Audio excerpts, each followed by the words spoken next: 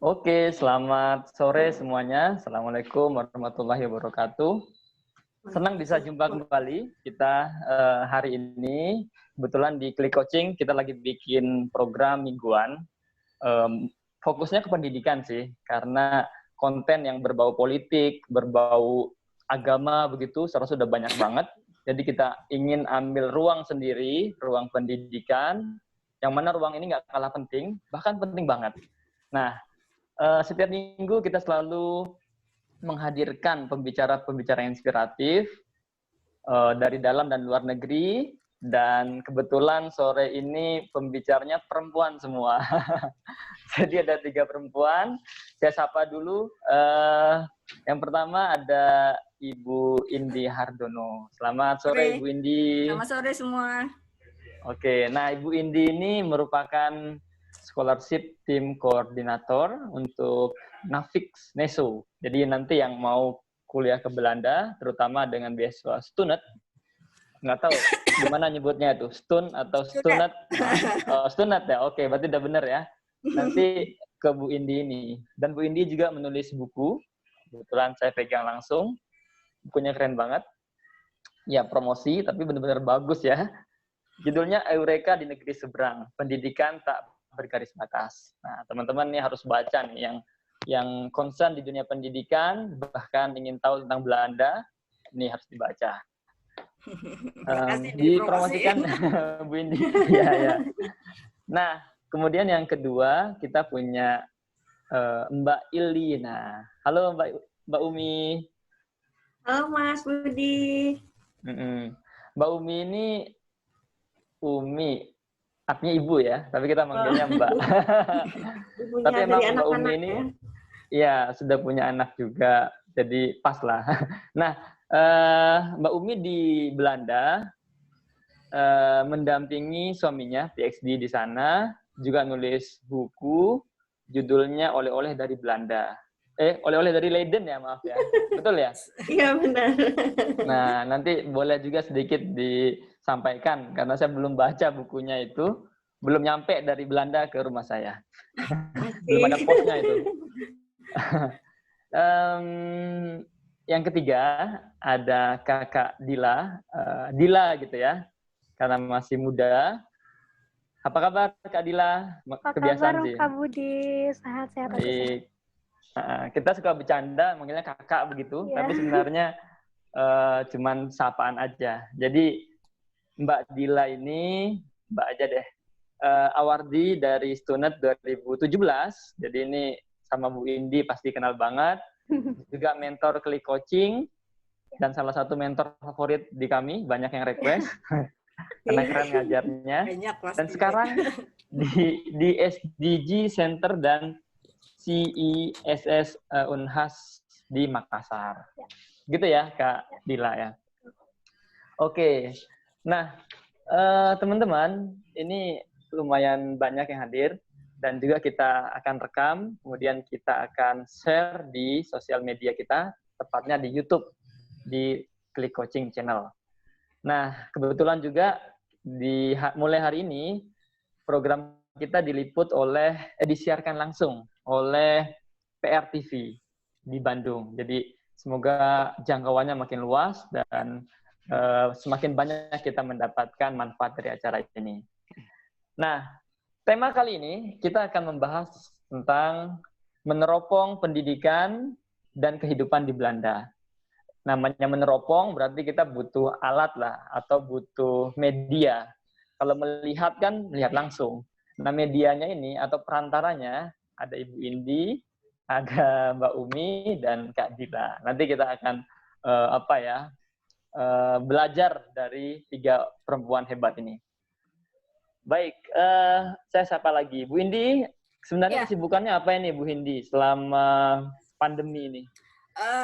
Kami saya kebetulan di NESO sebagai tim koordinator scholarship. Jadi kami tetap dengan seleksi Stunet Jadi apa namanya kita nggak freeze dan alhamdulillah duitnya juga nggak di freeze dari pemerintah Belanda. Yeay. Walaupun apa namanya mereka juga ada dana ini ya, dana untuk COVID ini kan mungkin kepake ada beberapa yang di freeze, makanya saya udah deg-degan tapi alhamdulillah nggak jadi di freeze. Sehingga 2020 alhamdulillah minggu lalu sudah kami umumkan siapa yang diterima dan kita mungkin Universitas Belanda mostly mereka akan mulai dengan online, tapi kita akan tetap dengan academic year 2020-2021. Jadi kita looking forward lah dengan semua ini. Ya. Keren. Jadi pendengar sekalian yang belum tahu Stunat itu, jadi Stunat itu beasiswa S2 di Belanda. Ya. Biasanya 1 tahun Bu ya programnya ya? Tergantung kalau kampus. Ya tergantung, misalkan di Delft ya 2 tahun, di Wageningen belajar pertanian 2 tahun. Tergantung. Memang master jadi, antara 1 sampai 2 tahun. Betul, jadi tergantung jurusan dan kampus. Karena di UK dan di Australia juga banyak juga program setahun dan kebanyakan di bidang sosial. Tapi yang teknik dan lain-lain biasanya 2 tahun. Science bisa lebih dari setahun. Kalau boleh tahu Bu Indi, ada berapa orang nih yang akan berangkat tahun ini dari Stunat? Stunat sendiri tahun ini dikit karena dana kita juga semakin sedikit karena pertimbangan politik ya, politik dalam arti karena negara kita kan sudah tidak eligible istilahnya untuk menerima bantuan lagi. Jadi sekarang Dila ketawa tuh Dila. Karena sekarang itu scholarship lebih kepada partnership. Ya, jadi instrumen partnership sehingga lama-kelamaan dikurangi, kalau bisa kita joinan malah mereka pengen. Saya juga kemarin kebetulan kami rapat dengan LPDP, kita lagi menjajaki join scholarship, kayaknya bakalan seru nih, mau jadian nih kayaknya sama LPDP. Nah, tahun ini kalau yang full scholarship dari Stunat cuman 26. Ya lumayan itu Bu. Ya dulu zaman Bila mungkin bisa sampai 50, bisa sampai 100 itu. Jadi jadi cukup sedikit. Baik. Semoga terus sehat, banget Bu. Ini kompetitif sekali. Kompetitif ya? Iya, sangat kompetitif. Teman-teman, kompetitif Stunat. Jadi yang mau ke sana, mau dapetin ini, nanti kita dengarkan dari Bu Indi langsung. Iya. Gitu ya. Tapi saya rasa walaupun cuma sedikit, tapi harus bersyukur ya. Apalagi tidak di freeze ya, masih lanjut. Karena beberapa negara itu Bu Indi menyetop sementara untuk beasiswanya. Gitu, ya. Artinya saya rasa keren banget dah itu. Baik, ke Umi sekarang. Umi ini kan juga nulis dan dampingi suami PhD. Kesibukan di luar itu? Kayaknya saya lihat juga aktif menulis ya di blogs dan di buku. Apa sih aktivitas di sana, Mbak Umi? Ya, sedikit cerita. Jadi buku oleh-oleh dari Leiden ini bukan hanya saya sendiri yang nulis, jadi bukan kalau teman-teman di Leiden. Ya, dan itu ada 19 penulis dan itu perempuan semua, Mas Budi, Bu Indi, Mbak Dila. Iya. Jadi itu perempuan semua. Jadi dalam menulis itu kita menuangkan kisah-kisah selama perjalanan mendampingi PhD.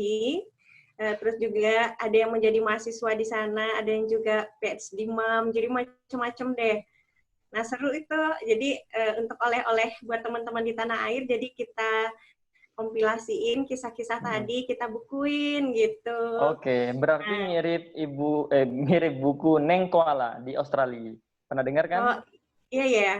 Ada Neng Koala, sama itu. Keren banget. Berarti sekarang lagi musim apa ya di Belanda ini? Udah mau summer ya?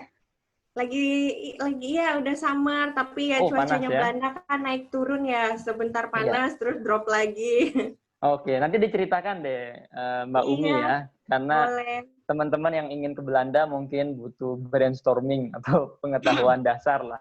Kira-kira di sana yang jelas sih. Kebetulan saya pernah juga main ke Rotterdam, karena kebetulan pernah kuliah di Jerman, jadi karena bersebelahan, keren banget. Jadi teman-teman harus ke sana tuh, ke Eropa, terutama ke Belanda, keren banget tuh. Nah, sekarang Mbak Dila ini kan mentor Click Coaching juga, kemudian juga award Stunat juga. Itu dulu kuliahnya gimana tuh? setahun apa 2 tahun, terus pakai tesis nggak? Gimana tuh? Ceritain dikit dong. Jadi saya itu S2 di Den Haag, di Belanda itu selama 1 tahun 5 bulan. Jadi 1 tahun kita habiskan untuk kuliah di dalam kelas, kemudian 6 bulannya kita habiskan untuk riset, penelitian.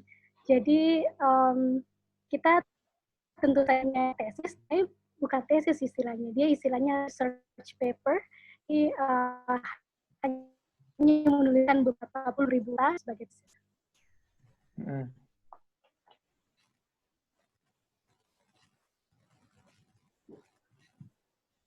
Ya.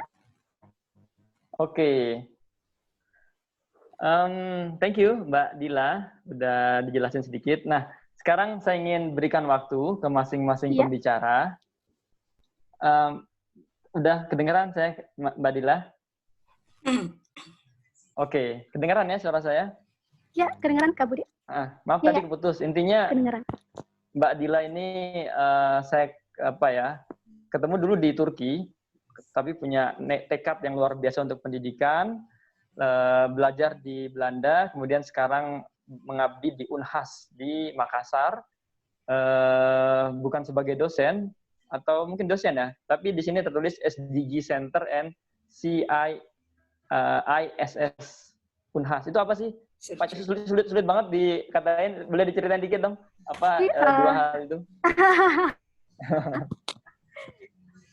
Ya, jadi sebenarnya secara garis besar saya di Unhas sebagai peneliti, Kak Budi.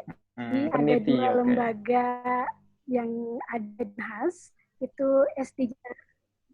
SDG Center dan juga Center of Excellence for Interdisciplinary and Sustainability Science. Jadi kita meneliti isu-isu di Indonesia, tapi diambil dari perspektif interdisiplin, menggabungkan beberapa disiplin ilmu, membahas satu isu. Itu yang dikerjakan oleh 2 lembaga. Oke.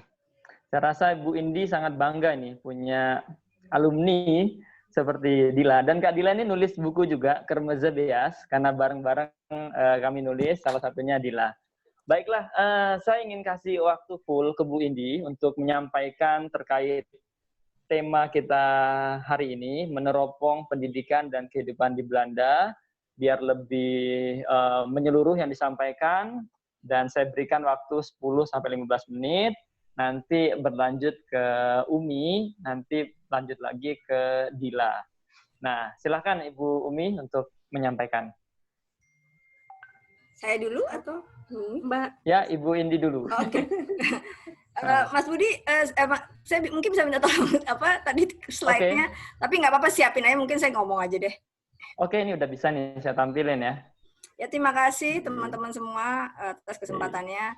Jadi saya mungkin cerita 15 menit ini agak challenge nih buat saya. Saya biasa ngomong 2 jam. Oke. Jadi saya coba ekstrak ya tentang studi di Belanda secara umum dan tentang scholarship. Mungkin scholarship bisa nanti pas tanya jawab kali ya, lebih itu ya. Mungkin kalau untuk dongengnya nih, yang agak dongeng sedikit.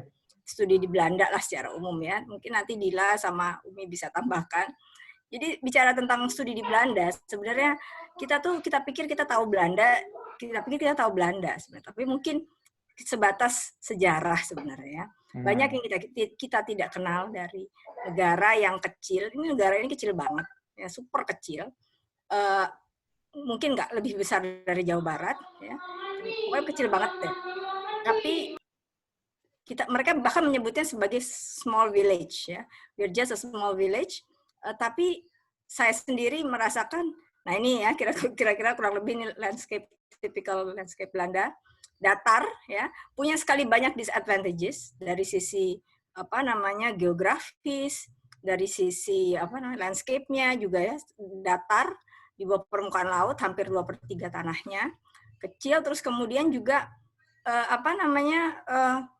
cuman ya itu, mereka kekurangan mereka itu menjadikan mereka menjadi salah satu bangsa mungkin yang paling resilient ya di dunia ya. Jadi tangguh, bahasa ini apa sih, resilient tuh tangguh ya. Nah ini, jadi mungkin bisa next ya. Nah, negara kecil di Eropa Barat ya, bahkan kadang nggak kelihatan di peta.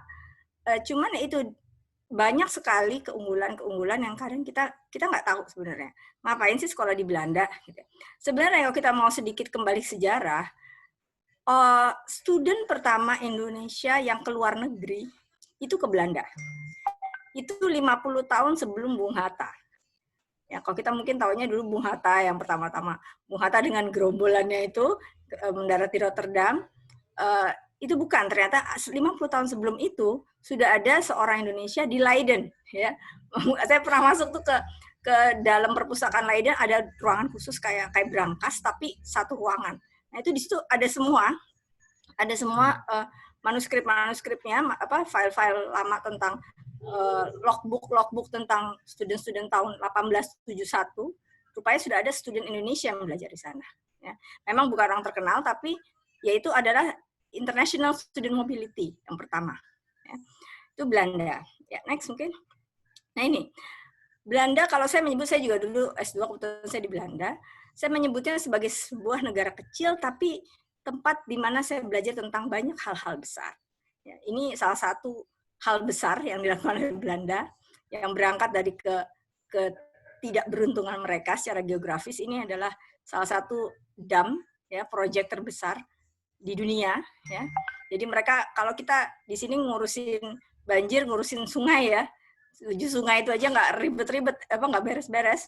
Nah, yang mereka urusin tuh North Sea ya, membendung North Sea ya.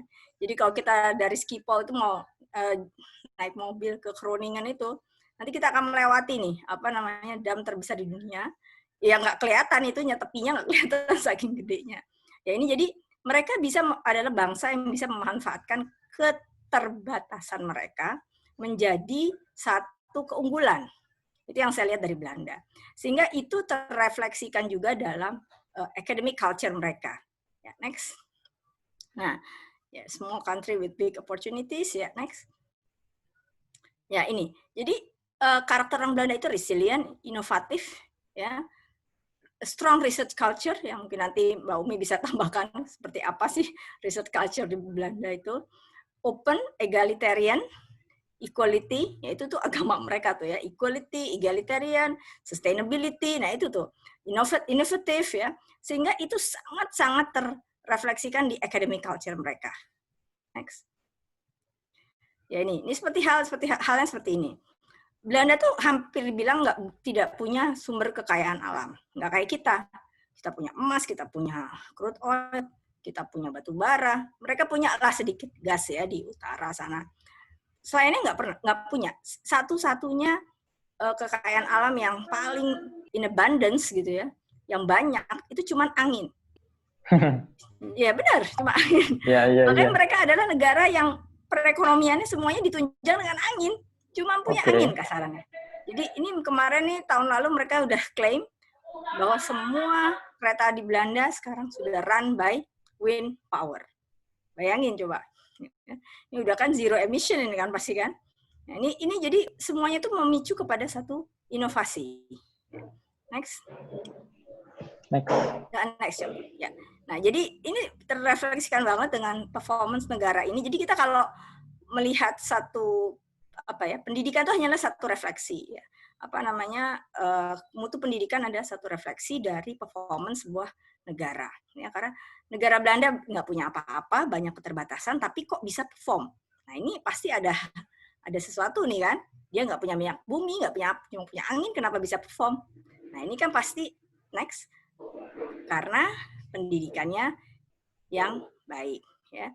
Jadi bukan negara yang ditopang oleh natural resources tapi oleh human resources. Jadi kira-kira seperti itu. Nah, ini kita mulai sedikit masuk ke pendidikan. Nah, di Belanda itu adalah negara yang sangat internasional.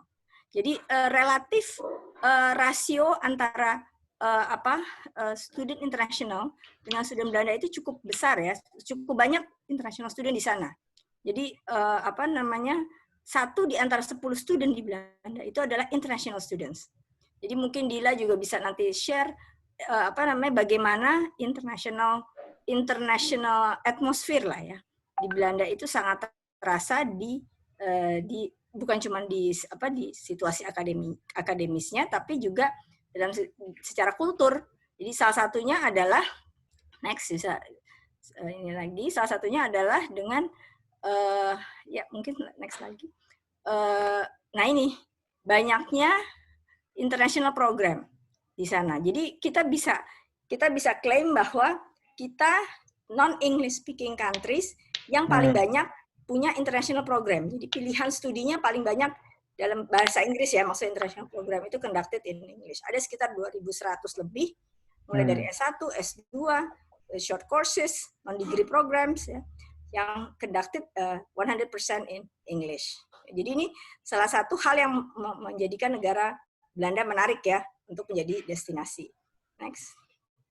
Ya. Nah, ini juga orang-orangnya pun begitu gitu karena hampir semua penduduk Belanda bisa bahasa Inggris. Ya. Jadi kita nggak perlu baca bahasa Belanda sama. Jadi kalau mungkin teman-teman wah kita ke Belanda berarti harus Holland spreken, enggak, sama sekali enggak.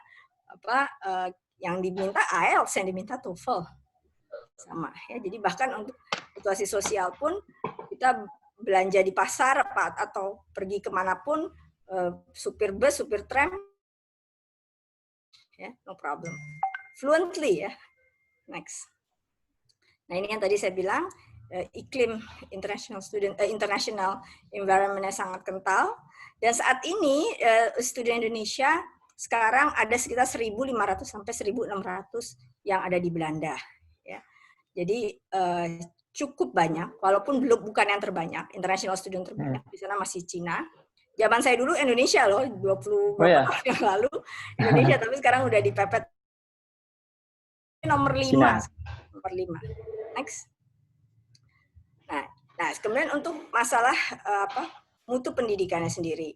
Di Belanda itu universitas nggak banyak karena negaranya juga negara kecil, tapi semuanya top rank, ya, top tier. Ya. Jadi, ada 14 university research university itu yang bisa sampai S3 kasarannya gitu, ya. Bisa sampai S3 itu kayak Leiden, Wageningen, Delft gitu ya. Terus Erasmus. Nah, selain itu ada of applied science atau mereka menyebutnya bahasa Belandanya Hogeschool. Jadi itu hanya bisa sampai S2, master. Itu ada sekitar 40-an lah ya. That's it. Ya. Dan research yang 14 tadi, 13 diantaranya itu ya top tier lah, masuk ke Times Higher Education, QS, 100 besar. Ya, jadi itu bisa jadi salah satu pertimbangan why Holland. Next. Ya ini tadi ya. Jadi ada 2 tipe university. Mungkin ini juga salah satu entry point. Kalau mau pilih ke sana, mau kemana nih? Research atau ke University of Applied Science. Terutama untuk yang master nih ada 2 pilihan kan. Bisa ke applied, bisa ke research. Gitu. Kalau memang makanya mesti dilihat benar. Ya. Next. Oke. Ini maaf Bu, ini ada 3 tahun apa ya. Bachelor ya? Itu bachelor. 1 ya? Okay. Kalau untuk bachelor yang riset cuma 3 tahun, yang apply justru 4 tahun karena mereka ada internship biasanya. Oke. Dan di luar itu masternya sama 1 tahun atau 2 tahun, terus kemudian tapi kalau di research ada bisa sampai PhD. Gitu. Oke.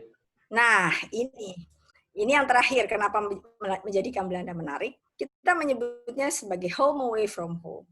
Kita percaya bahwa tidak ada negara yang lebih Indonesia di luar Indonesia daripada Belanda. Ya, teman-teman dari Jerman kalau mau beli kluwek harus ke Belanda itu. Ya seperti itu. Jadi sangat kental dari sisi kita punya kedekatan yang sangat kuat dengan Belanda dari sisi sejarah, dari sisi historis, dari sisi budaya. Bahkan mereka tuh kalau ketemu orang Indonesia tuh, kalau kita kan cenderung Belanda apa penjajah gitu kan. Kalau mereka tuh justru unsur nostalgiknya yang mereka ini kan, yang mereka tekankan. Oh dulu, di Indonesia dulu ayah saya atau kakek saya dulu di Surabaya, kayak gitu. Jadi mereka selalu welcome gitu ya. Pasti nanti, ini saya suka makan ini gitu. Pokoknya makanan Indonesia pun di sana juga biasanya ini ya restoran Indonesia kalau yang rice tafel itu fine dining mahal gitu ya, student nggak bakalan mau makan di situ ya, rice tafel, padahal isi itu juga rendang lagi, tapi ya itulah. Jadi hal ini kenapa kita pinpoint secara khusus, karena ini menjadikan mahasiswa Indonesia lebih mudah beradaptasi ya. Jadi kita melihat ini sebagai satu kelebihan Belanda lah. Ini saya yakin nggak ada di toko sebelah kalau yang ini. Oke. Saya rasa itu dulu kali ya, Mas Gandhi ya, sebagai teaser ya. Oke, silakan yang lain. Makasih Bu Windy, penjelasannya luar biasa. Kami jadi, kalau saya lihat dulu ini kayaknya saya S2-nya di Belanda aja Bu, nggak ke tempat lain. Iya, mestinya ya. Tapi sekarang udah selesai S2-nya dan lagi S3 di Tiongkok, jadi ya. Nanti kesempatan yang lain buat teman-teman. Iya. Sebelum saya serahkan ke yang lain, saya ingin mengambil kesempatan ini bertanya langsung ke Bu Indi, karena Bu Indi ini kan koordinator beasiswa ya. Saya ingin tanya, dari pendaftar itu ada banyak kan Bu ya? Banyak banget. Nah, bagaimana tips atau apa ya, biar tembus deh dapat beasiswa itu? Contohnya tahun ini, itu ada berapa pendaftar sih? Ratusan, bahkan mungkin sampai ribuan. Tentu Ibu memilih hanya 23 ya. Nah, itu bagaimana Bu prosesnya, sama tolong kasih tips dan trik biar pendengar di sini kalau daftar student atau daftar beasiswa lain begitu, karena mirip-mirip bisa lolos. Iya, sebenarnya sih kok daftar beasiswa itu cuma ada dua hal. Satu namanya requirement, kedua kriteria. Ya. Requirement itu masalahnya cuma yes no. Requirement itu misalkan daftar S2 kan harus S1. Ya kan? Kalau nggak S2, kalau nggak S1 nggak eligible, no, buang, udah kan gitu kan. IELTS-nya berapa? Minta 6,5. Yes, no, buang gitu kan, gampang coretnya gitu. Jadi kalau cuman itu requirement. Nah, masalahnya kebanyakan dari para fokus di memenuhi requirement. Jadi dia pikir begitu dia sudah memenuhi semua requirement, saya pasti keterima. Ada 2.347 orang yang punya kualifikasi sama, gitu kan? Saya exaggerate ya, maksud saya berapa ratus orang yang punya IELTS 6, ya kan? Berapa ratus orang yang punya GPA 3,5, bahkan 4, gitu kan? Jadi nggak cukup. Jadi nggak cukup itu kita jadikan satu competitive edge kita untuk bisa memenangkan satu persaingan, gitu loh. Jadi harus dicari sesuatu yang memang kita excel dari yang lain. Nah, itu pada saat kita melihat kriteria. Nah, kriteria ini bukan celakanya ya. Maksudnya ini perlu satu kecermatan. Gitu. Jadi kita biasanya tidak akan tertulis. Kriterianya ada. Tapi kalau kita teliti, kita pasti harusnya mengerti. Orang kayak apa sih yang dicari sama student? Orang kayak apa sih yang dicari LPDP? Orang kayak apa sih yang dicari chevening? Ya kan? Itu kalau kita cermati, harusnya tahu. Ya. Bahkan pertanyaan-pertanyaan seperti, ngapain sih Belanda ngasih beasiswa? Coba. Kira-kira pertanyaan itu bisa nggak dijawab sama teman-teman yang mau lamar? Ngapain sih tujuan Belanda ngasih beasiswa sama tujuan LPDP ngasih beasiswa kira-kira sama nggak? Kan beda pasti. Ya kan? Walaupun kita sama-sama pengen sekolah di Leiden, misalkan gitu ya. Kira-kira motivation statement-nya sama nggak? Ya beda lah. Beda. Ya kan? Nah, itu ya saya sering tuh dapat aplikasi motivation statement tuh LPDP. Wah, ini salah kasih atau copy paste saja gitu kan. Dua-duanya sama buat ke student atau LPDP gitu kan. Padahal mestinya dia bisa, Belanda tuh kenapa ya kira-kira ngasih ini? Iseng atau apa? Atau apa karena di Ponorogo yang dulu atau apa gitu. Itu perlu satu riset, perlu satu kecermatan untuk mempelajari. Nah, makanya ini perlu persiapan. Jadi menurut saya hampir tidak mungkin kalau menurut saya persiapan mendapatkan beasiswa itu dilakukan dalam short period gitu ya. Idealnya sih setahun, idealnya ya. Bohong aja sih kalau menurut saya, besok deadline, hari ini baru buat motivation statement tuh bohong banget. Itu kelihatan. Masih kelihatan. kedangkalan atau kedalamannya akan kelihatan sekali. Dia memahami atau enggak. Jadi itu sih kira-kira ya yang kesalahan-kesalahan teknis yang paling sering itu yang pertama kali dokumen nggak lengkap. Nah, itu paling gampang ininya. Kita kan dokumen diminta KTP nggak ngasih KTP ya buang gitu kan. Gampang kan gitu. Terus kemudian apa namanya? Ya itu tidak membaca dengan baik kriteria. Gitu. Jadi kalau menurut saya, kamu bayangkan pada saat seseorang yang melihat motivation kamu, pada saat dia membaca terakhir, kamu bayangkan ada dua orang yang kira-kira sama dan si orang yang membaca, katakanlah saya gitu, saya harus memilih antara dua orang, kira-kira apa yang akan kamu tuliskan? Ngerti nggak? Itu harus sesuatu yang membuat kepincut. Orang yang baca tuh kepincut. Nggak mungkin kamu datang dengan sesuatu yang generik gitu, udah nggak laku gitu loh, ya kan? Apalagi siswa yang sangat kompetitif seperti Sunat, gitu ya. Kita bicara LOA dapetnya susah loh, diterima Leiden susah, terima di ini susah.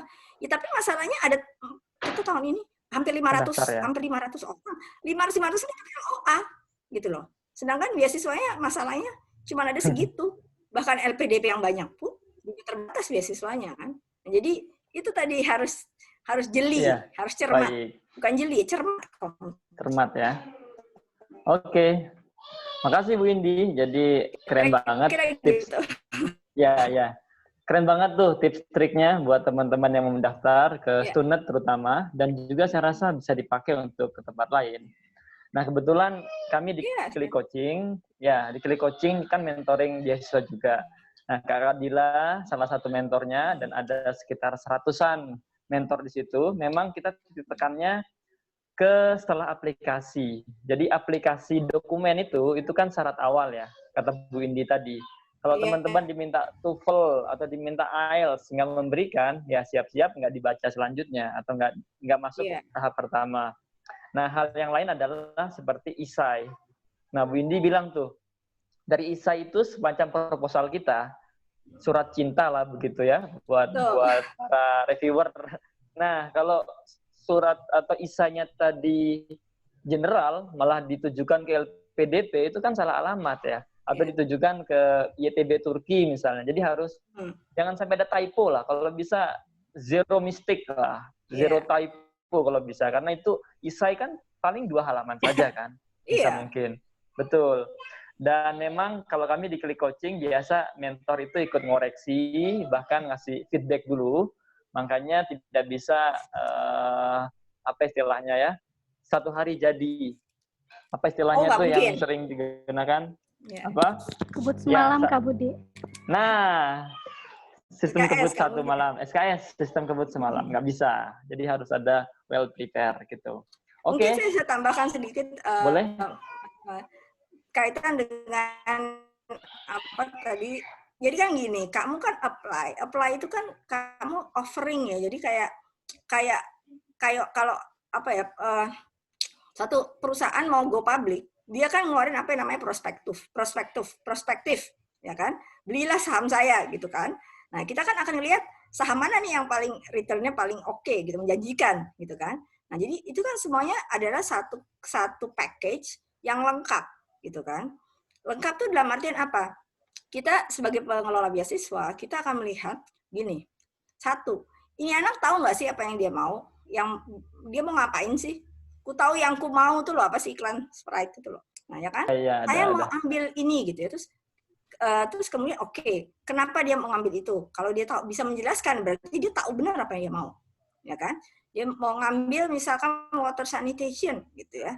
Terus ya kenapa water? Ya karena gini di daerah saya gini, misalkan gitu kan. Nah itu motivation yang salah satu. Nah terus kemudian itu dari sisi kamu kan, kemudian dari sisi kami sebagai investor dalam tanda kutip ya. Terus kenapa? Pentingnya apa buat kita kamu water sanitation gitu kan? Nah, itu kamu harus bisa link juga gitu. Jadi semua kepentingan, semua relevance, kalau menurut saya bukan masalah kepentingan, harus ada relevansinya antara tujuan cita-cita kamu dengan cita-cita atau tujuan dari yang ngasih beasiswa, sama juga nyambung sama potensi kamu, gitu loh. Ya. Jadi variabelnya itu kalau kita bicara satu persamaan matematik, itu mungkin agak sedikit complicated, variabelnya nggak cuma 1, 2. Bukan cuma persamaan linear, itu bisa persamaan eksponensial mungkin. Iya. Jadi harus delicate di situ. Jadi mungkin Mas Budi sama teman-teman di Click Coaching mungkin bisa lebih dieksplor ke situ juga. Jadi bukan cuma sekedar menulis saya maunya begini, tapi nyambung nggak sama si yang punya beasiswa. Gitu. Betul. Kan? Ya kan? Kamu nulis motivation statement ke LPDP, beda loh harus motivation statement ke Stunet, gitu kan? LPDP mungkin kamu ngomong-ngomong tentang nawacita lah, apalah, misalkan gitu ya. Ya kamu ngomong nawacita sama Belanda mungkin dia juga agak nggak ngerti ya. Waktu kemarin ada kita interview, ada yang observer dari Belanda. Saya nggak ngerti dia ngomong Pancasila, saya nggak ngerti dia bilang gitu kan.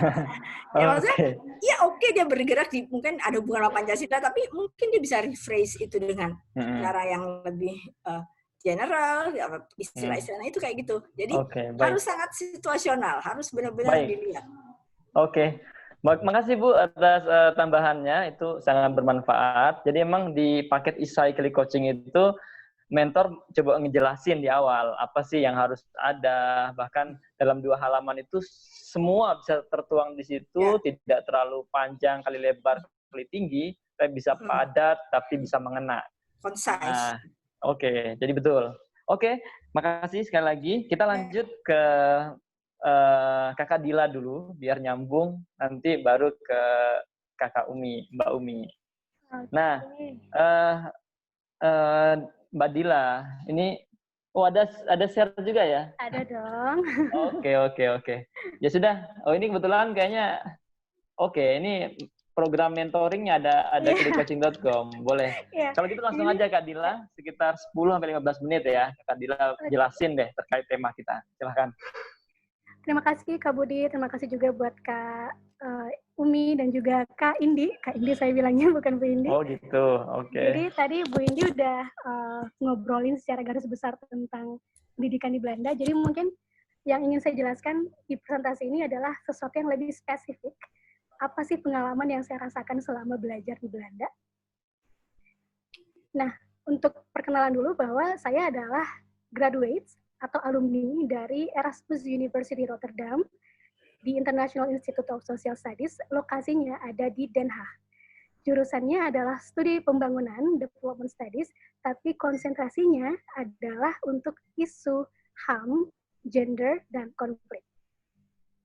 Nah, sekarang saya ingin bicara sedikit tentang student life in the Netherlands, bicara tentang ekspektasi versus reality.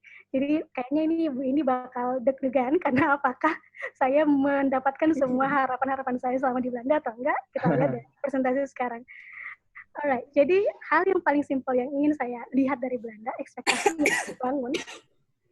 yang saya bangun dari rumah sebelum saya naik pesawat untuk berangkat ke Belanda, belajar di negeri orang selama setahun, menjadi orang asing. Hal pertama yang ingin saya kunjungi adalah 3 gedung. Namanya Peace Palace, Binnenhof, dan juga Noordeinde. Semuanya lokasinya ada di Den Haag. Kenapa saya ingin mengunjungi 3 tempat ini? Yang pertama karena Den Haag adalah kota pemerintahannya Belanda. Di sini tempatnya si raja dan juga perdana menteri bekerja dan tinggal. Jadi saya ingin mengunjungi yang namanya Royal Palace. Kemudian yang kedua saya ingin mengunjungi yang namanya Binnenhof. Tempatnya para pemerintah Belanda bekerja sehari-hari. Kemudian Peace Palace, karena saya belajar HAM, gender dan juga konflik, maka saya ingin mengunjungi satu gedung ini yang namanya Istana Perdamaian, yang isinya adalah banyak sekali kayak mahkamah internasional dan beberapa gedung-gedung penting PBB lainnya. Apakah ekspektasi itu tercapai di Belanda? Tentu saja. Jadi di Den Haag, kebetulan saya tinggalnya itu cuma 5 menit jalan kaki dari 3 gedung tersebut, gitu. Jadi bahkan saya juga sempat ketemu sama yang namanya Raja Willem dan juga Koningin Maxima pada saat Prinsdag tahun 2018. Jadi 3 gedung ini bukan lagi saya kunjungi 1 kali atau 2 kali dalam setahun, tapi saya kunjungi tiap hari, gitu. Jadi it is beyond my expectation, lebih dari apa yang saya harapkan. Saya mau ke sekolah, mau ke pasar, mau ke supermarket, itu pasti 3 gedung ini akan saya lewati. Itu versi simpel aja. Kemudian realitasnya juga adalah kalau kamu tinggal di Den Haag, kemungkinan untuk bertemu dengan Prime Minister itu ada gitu loh, karena Prime Minister tiap hari dia naik sepeda ya? Naik sepeda ke kantor ya, kantornya sangat dekat dengan tempat saya tinggal dan juga kampus saya. Jadi possibility untuk bertemu dengan orang-orang penting di Belanda itu sangat kuat sekali selama kita tinggal di Den Haag. Kemudian ekspektasi yang kedua, bicara tentang studi, tentang belajar. Jadi saya ekspektasi dari awal, karena saya sekolahnya di Erasmus University. Erasmus itu adalah salah satu top 100 university di dunia. Jadi otomatis pasti akan ada banyak sekali high profile guest speakers lah yang datang ke kelas untuk memberikan lectures gitu kan. Nah, saya berharapnya bahwa saya bisa belajar banyak nih dari orang-orang penting ini yang datang ke kelas saya. Tapi ternyata realitasnya, every corner in Den Haag is your place to learn. Kenapa? Karena Den Haag itu saking pentingnya kota ini, itu ada lebih dari 160 organisasi internasional yang bermarkas di Den Haag. Jadi ini adalah foto-foto di mana saya bisa mengunjungi beberapa organisasi yang sangat erat kaitannya dengan studi saya. Jadi contohnya adalah International Criminal Court, kemudian beberapa kali saya dapat kelas kunjungan ke organisasi, ke Mahkamah Internasional, ke International Save the Children, Oxfam Novib, dan lain-lain sebagainya. Jadi hal-hal tersebut yang menyadarkan saya bahwa belajar di Belanda, belajar di Den Haag, kamu nggak cuma dapat ilmu di dalam kelas, tapi kamu juga belajar di luar kelas. Bahkan di seluruh sudutnya Den Haag itu adalah tempat belajar. Ada satu cerita bahwa pada setiap tahun di Den Haag itu dilaksanakan festival Just and Peace, festival perdamaian. Jadi di sini waktunya kita untuk mengeksplor betul-betul Den Haag dan juga organisasi-organisasi di dalamnya, karena mereka membuka semua pintunya untuk para student berkunjung dan belajar di tempat tersebut. Kemudian yang lain adalah realitasnya kalau kita belajar di Belanda, kita punya visa Eropa ya, visa Schengen istilahnya. Nah, dengan visa itu, saya bisa mengunjungi banyak sekali tempat, museum, historical places di luar Belanda. Contohnya waktu itu saya bersama dengan rombongan dari kelas, itu saya ke Berlin, mengunjungi Museum for Islamic Arts Museum di Berlin, juga mengunjungi yang namanya kamp konsentrasi Nazi di Auschwitz dan juga di Berlin. Kemudian ada Memorial to the Murdered Jews of Europe dan juga itu juga di Berlin. Nah, seringkali kayaknya kita lihat gitu kan, orang-orang tuh kayaknya mengkonotasikan mereka yang tinggal di luar negeri sebagai orang-orang yang beruntung dan suka jalan-jalan gitu ceritanya. Padahal kalau kita lihat dari perspektif yang lain, kita tuh jalan-jalan sebenarnya bukan cuma sekedar untuk ngambil foto, tapi belajar ya. Kesempatan untuk membuka mata dan perspektif kita dengan tempat-tempat yang sangat penting, dan itu nggak bisa kita lakukan kalau kita kuliahnya di luar Eropa gitu loh. Jadi ada teman saya misalnya yang pergi ke Cordoba karena mereka sangat ingin tahu tentang sejarah Islam di Eropa dan lain-lain sebagainya.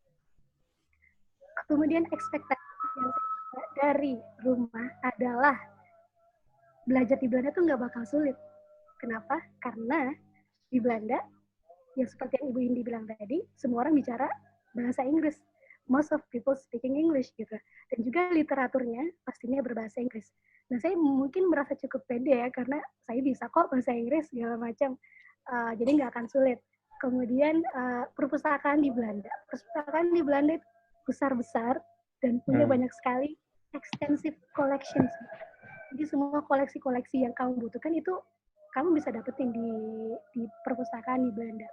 Kemudian pastinya karena tim pengajarnya tentunya sangat luar biasa excellent, profesornya excellent, lecturersnya excellent, staffnya dan lain-lain sebagainya. Jadi I think belajar di Belanda gak akan sulit, gitu. Ekspektasi yang saya bawa. Realitasnya benar bahwa belajar di Belanda memang tidak akan sulit-sulit amat, karena semua yang saya sebutkan tadi benar adanya. Tapi harus hati-hati karena pendidikan di Belanda itu sangat strict. Karena mungkin karena saya sekolahnya di Erasmus, jadi salah satu kampus yang cukup high quality, jadi dia require juga banyak sekali strict regulations dan juga high quality dalam outputnya, dalam makalahnya, dalam papernya. Contohnya adalah dari kalau kita menulis paper atau makalah, itu benar-benar harus strict dan harus hati-hati yang namanya citation dan juga referencing style. Karena kalau kita false citation, kita citing-nya salah, atau kita mengcopy nih dari makalah orang atau mengcopy dari buku, kemudian dia similarities-nya itu lebih dari 25%, itu kita bisa dituduh plagiarism. Itu bukan hanya memberikan pengaruh dalam nilai kita, poin akhir untuk nilai kita, tapi juga bisa berpengaruh serius. Pengaruh seriusnya mungkin bisa dalam bentuk persidangan lah atau apa dan sebagainya. Jadi we have to be aware of this dan harus hati-hati. Kemudian dari segi assessment. Jadi mungkin kita kalau di Indonesia atau di banyak tempat mungkin kita kenal yang namanya UTS. Jadi kayak ada ujian-ujian di beberapa periode tertentu untuk mendapatkan nilai. Tapi kalau di Belanda assessment itu cukup banyak. Jadi ada yang namanya written exam, ada assignment, take home exam, presentation, group work, dan mereka semua berkontribusi pada nilai akhir. Jadi we have to excel in everything. Jadi ada teman saya misalnya yang cuma bisa written exam, dia sangat nyaman dengan written exam, nggak terbiasa dengan presentasi, nggak terbiasa dengan group work. Itu akan sangat bermasalah juga kalau kita nggak siap secara pribadi untuk menghadapi asesmen ini. Kemudian ekspektasi. Yang saya bawa dari rumah, tentu saja saya tahu bahwa sistem pendidikan di Belanda akan sangat student-centric. Jadi dia akan sangat berfokus kepada mahasiswanya, bukan berfokus kepada dosennya. Jadi biasanya kalau di Indonesia atau di beberapa tempat yang lain di Asia mungkin lebih teacher-centric, dia teachernya yang lebih banyak mengambil alih di dalam kelas, tapi kalau di Belanda dan di dalam kelas di ISS misalnya, kita lebih banyak mengambil alih. Jadi kita biasanya mungkin dosennya cuma 5 menit menjelaskan, setelah itu kita ada group work, kita diharuskan untuk berbicara apapun yang kita tahu, mengeluarkan opini dan pendapat.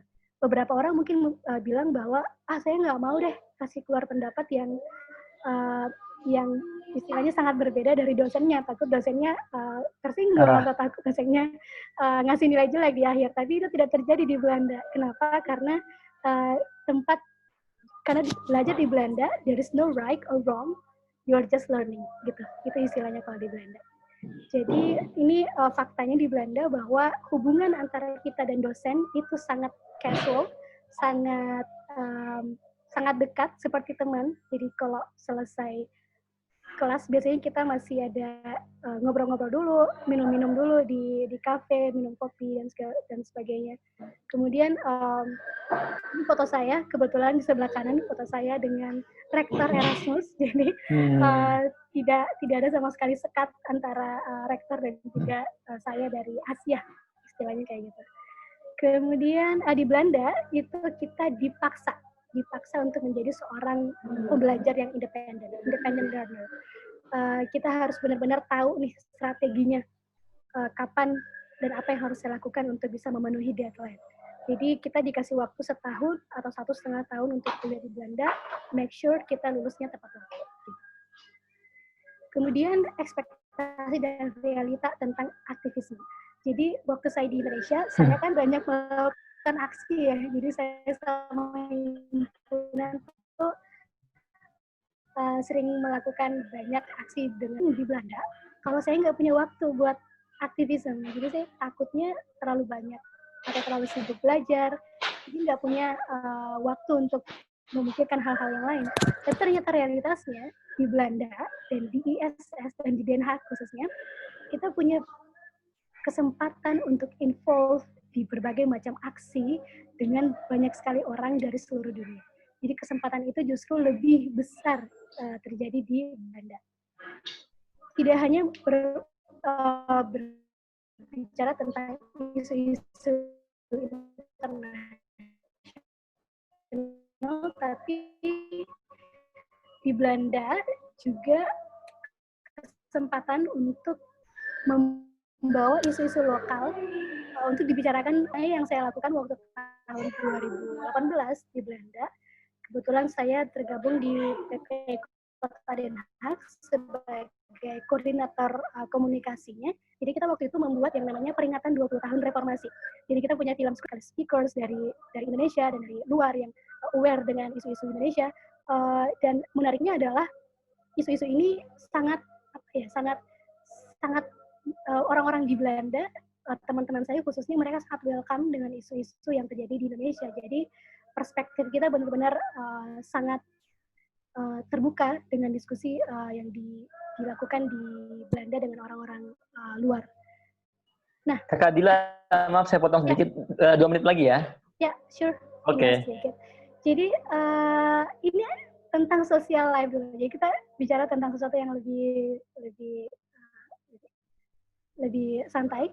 Jadi saya ekspektasinya adalah saya bakal punya banyak sekali teman-teman Belanda. I will make many Dutch friends. Tapi realitasnya ternyata hanya 1% kayaknya jumlah student staff di ISS di Den Haag yang notabene orang Belanda. Hal ini juga mungkin karena disebabkan oleh Den Haag itu kayak melting pot. Jadi karena banyak sekali organisasi internasional, sehingga setengah populasi dari Den Haag itu semuanya warga asing yang datang untuk bekerja dan juga untuk tinggal di sana. Kemudian ekspektasi buat mempromosikan budaya Indonesia, karena kebetulan saya juga adalah seorang penari tradisional, jadi keinginan untuk mempromosikan budaya Indonesia di Belanda itu besar sekali, dan ternyata realitasnya di Belanda budaya Indonesia sangat disenangi ya, segala macam. Kemudian yang tadi yang dijelaskan sama Ibu ini tentang makanan, tentang rice table. Jadi ekspektasinya adalah, wah saya ke Belanda nih, saya bakal punya kesempatan buat foto-foto di European style dining di restoran. Ternyata yang saya dapatkan di Belanda adalah banyak sekali yang namanya restoran-restoran Indonesia yang menyediakan makanan Indonesia. Ya rendang lagi itu istilahnya. Kemudian ini juga tadi sudah dijelaskan sama Bu Indi tentang WIN, tentang jadi di Belanda mungkin kita ekspektasinya karena negara 4 musim, kita bisa foto-foto cantik. Ternyata realitanya di Belanda kamu kemana-mana harus pakai jaket karena anginnya luar biasa kuatnya. Gitu. Alright, yang terakhir tentang career opportunity setelah belajar dari Belanda. Saya punya kesempatan untuk mendapatkan karir yang lebih baik setelah sekolah di Belanda? Jawabannya iya, tentu saja 100%, bahkan saya bilang 1000%. Kenapa? Karena ya lagi-lagi karena kita lulus dari universitas terbaik di dunia, kemudian kita setelah lulus, kita adalah independent researcher, kita bisa melakukan penelitian secara independen, kemudian kita punya self-development dan self-esteem yang lebih baik, karena kita sudah ditempa sekeras-kerasnya selama di Belanda dengan segala problematika yang ada di sana. Kemudian kita punya global networks juga, jaringan yang lebih banyak dengan teman-teman, dengan profesor, dan lain-lain. Kemudian kita pulang dari Belanda, tentunya ada ilmu yang kita bawa, dan ilmu itu yang kita gunakan untuk diimplementasikan di negara sendiri. Seperti contohnya misalnya sekarang saat ini saya sedang sibuk bersama penelitian di Australia. Kita bekerja sama dengan pemerintah Provinsi Sulawesi Selatan untuk melakukan penelitian kerjasama yang akan digunakan untuk mempengaruhi atau akan digunakan oleh pemerintah untuk melihat apakah dampak pembangunan Sulawesi Selatan bisa diminimalisir dampak negatifnya dan bisa meningkatkan dampak positif dari pembangunan infrastruktur yang dilakukan di Sulawesi Selatan. Saya pikir itu saja Kak Budi, sedikit cerita tentang kuliah di Belanda, tentang ekspektasi dan realita yang saya temui di Belanda. Apakah ekspektasinya penuhi? Hampir dari mungkin bisa saya bilang lebih dari apa yang saya ekspektasikan. Tapi mungkin ada juga beberapa hal yang memang tidak sesuai dengan ekspektasi, tapi bukan berarti kita harus sedih dengan itu, tapi ada banyak hal yang bisa kita pelajari dari semua yang tidak sesuai dengan realita, dengan ekspektasi. Oke, gitu aja Kak Budi. Semoga bermanfaat. Keren banget Dila penyampaiannya, dan saya rasa Ibu Indi tepat memilih Awardi salah satu ini. Mungkin semuanya ya. Dekat saya tahu. Keren ya, memang seleksinya berarti tepat ya. Gitu. Menarik ceritanya mulai dari PPI, kemudian karena PPI itu sebagai ajang kita untuk mengaktualisasikan diri kita. Tarian Saman di sana sangat luar biasa. Di YouTube kalau teman-teman cari gitu PPI atau kegiatan sangat ramai, termasuk tarian-tarian lain juga ya, seperti yang Dila tadi sharing ke kita. Kemudian jalan-jalan menjadi salah satu hal yang menarik, tapi jangan dianggap kami yang di luar negeri itu kerjanya jalan-jalan terus, nanti nggak selesai kuliahnya.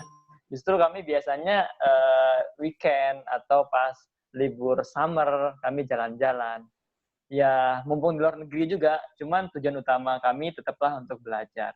Nah, terbukti kan pas Dila kembali ke Indonesia, ilmunya sangat manfaat. Diminta membantu government di Sulawesi Selatan, bekerja sama dengan Australia dan lain-lain untuk membangun Sulawesi Selatan. Jadi gitu teman-teman. Jangan anggap kami hanya jalan-jalan di luar negeri ya, walaupun itu yang sering disorot. Nah, sekarang kita ke pemateri terakhir. Jadi, saya juga udah nggak sabar nih mendengarkan Umi untuk menyampaikan materi terkait tadi kehidupan dan kebudayaan di Belanda, karena di sana kan sama keluarga ya, tentu ada sesuatu yang bisa di-sharing dan apa sih yang opportunity-nya, kelebihan yang ada di sana. Silakan Umi. Oke, terima kasih Mas Budi. Saya ini. Oke.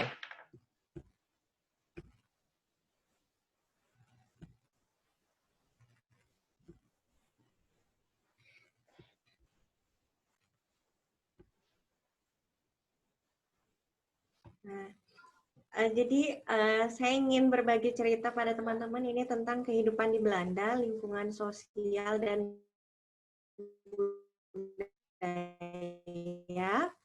Jadi sebagai pendamping student, kan biasanya yang cerita nih student ya, berbagi cerita bagaimana pengalaman di luar negeri. Ada menarik juga bagi para pendamping student itu juga ada suka dukanya loh. Nah jadi ini yang menarik nih. Iya benar. Jadi pendamping student ini juga banyak dilemanya. Nih kalau aku mendampingi student, terus aku gimana gitu kan?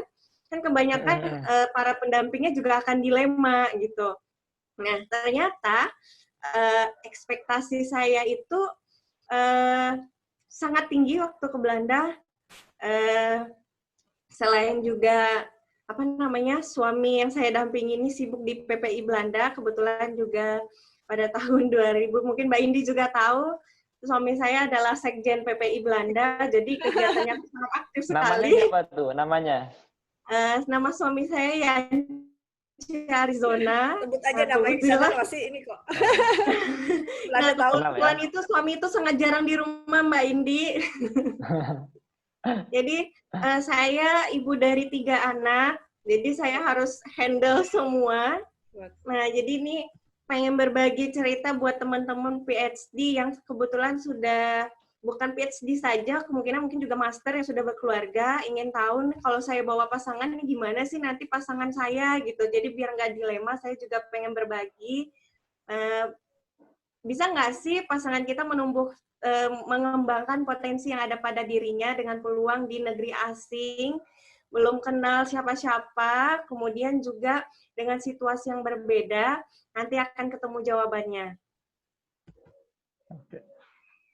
Nah, saya ingin cerita mengenai ketutup ya. Nah, ini saya cerita tentang lingkungan sosial di Belanda. Saya akan berbagi tentang 4 item. Pertama itu masyarakat Belanda, iklim, kemudian kegiatan untuk mengembangkan kompetensi diri. Kemudian nanti saya akan cerita mengenai sekolah anak di Belanda. Nah, kita masuk dulu mengenai masyarakat Belanda. Masyarakat Belanda ini karakternya gimana sih? Nah, masyarakat Belanda itu masyarakat yang beragam dan inklusif. Jadi, di Belanda itu ada lebih dari 168 negara yang saya temukan di Leiden ya, terutama tempat saya tinggal. Nah, kenapa Leiden ini sering disebut-sebut di Belanda? Karena Leiden ini adalah universitas tertua dan pertama di Belanda, Mas Budi. Jadi disinilah cerita akar kedekatan sejarah yang dibangun antara Belanda dan Indonesia. Jadi para tokoh-tokoh besar di Indonesia itu banyak lahir di Leiden. Nah, masyarakat Leiden ini dan Belanda pada umumnya itu sangat inklusif sekali. Mereka itu sangat open-minded dan sangat welcome. Jadi benar, kita nggak perlu terlalu mempresur untuk belajar bahasa Belanda, enggak.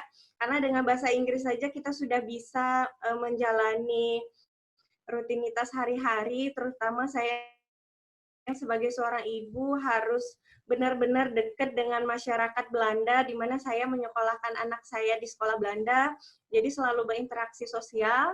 Nah, kemudian yang paling adalah membuat takjub itu adalah orang Belanda itu ngomongnya itu direct dan on time. Jadi saya pernah punya kisah naik train. Jadi saat naik train itu di sana itu jadwalnya jam 11.00 gitu. Saya pikir 11.00 itu baru datang ya trainnya. Nggak taunya 11.00 itu udah tinggal landas. Jadi itu benar-benar jadi pelajaran sekali. Wah, benar-benar on time gitu loh. Kemudian kita berbicara sih, gimana sih gitu kan. Kadang bingung, nanti transportasinya gimana. Kita juga baru datang. Tenang, di Belanda itu orang rata-rata tuh naik sepeda. Tadi diceritain sama Mbak Dila bahwa Perdana Menteri Belanda aja ke kantor naik sepeda gitu. Nah juga masyarakat di Belanda itu memang naik sepeda, jadi kemana-mana mereka sampai ke desa-desa terpencil pun ditempuh dengan sepeda. Jadi pemerintah Belanda memang mensupport panjang berkilo-kilometer membangun khusus rute untuk jalur sepeda sendiri. Jadi di Belanda itu harus terbiasa dengan yang namanya goes sepeda, harus punya skill itu pertama. Kemudian budaya hidup sehat di sini menjadi tren sendiri. Nah, gimana sih kalau misalnya soal agama, sementara saya Muslim gitu, nanti gimana? Sementara kan agama di Belanda ini mayoritasnya kan Katolik, kemudian Protestan, dan Islam itu adalah yang minoritas. Itu gimana sih gitu kan? Jadi teman-teman nggak perlu takut karena masyarakat Belanda ini sangat-sangat toleransi dan mereka sangat menghargai pilihan individu. Jadi teman-teman nggak perlu khawatir kalau misalnya beranggapan bahwa wah nanti aku Muslim terus nggak bisa menjalankan it dan sangat aman untuk beribadah. Nah, kemudian gaya hidupnya gimana sih orang Belanda gitu. Nah, orang Belanda ini sangat terkenal hemat sekali. Kemudian mereka sangat disiplin dan orang Belanda ini sangat individual. Jadi kita nggak bakal merasa terganggu. Mereka ngurusin kehidupan kita enggak banget. Orang Belanda itu sangat menghargai privasi orang lain. Tapi di balik individualismenya mereka adalah orang yang paling ramah menurut saya di Eropa. Jadi ketika kita misalnya di jalan membutuhkan bantuan, misalnya membawa bayi dalam stroller, nggak bisa turun dari tren, mereka tanpa diminta pun akan langsung sigap menolong. Yang itu baiknya orang Belanda. Dan keramahan orang Belanda itu yang sampai hari ini tuh saya selalu takjub, teman-teman. Jadi kalau misalnya kita berpas-pasan di jalan, walaupun kita nggak kenal, mereka pasti akan menyapa kita halo gitu, hai gitu. Padahal wah ini siapa ya gitu. Tapi itu memang lebih timur daripada orang timur menurut saya. Kalau orang Belanda sangat ramah sekali. Nah kuliner, nah benar tadi kata Ibu Indi, nggak usah takut gitu. Kalau di Indonesia itu ada 34 provinsi, mungkin 35 provinsi itu di Belanda gitu. Belanda itu adalah provinsi ke-35-nya Indonesia gitu. Karena memang di sini mau rendang ada, mau rempah-rempah juga ada. Kemudian apa sih yang paling misalnya didambain sama orang-orang Indonesia ya kayak kluwak, ya kayak terasi, tempe, tahu, semua ada di Belanda. Jadi teman-teman nggak usah takut kalau misalnya keluar negeri nggak bisa makan makanan Indonesia, Belanda itu ada semua.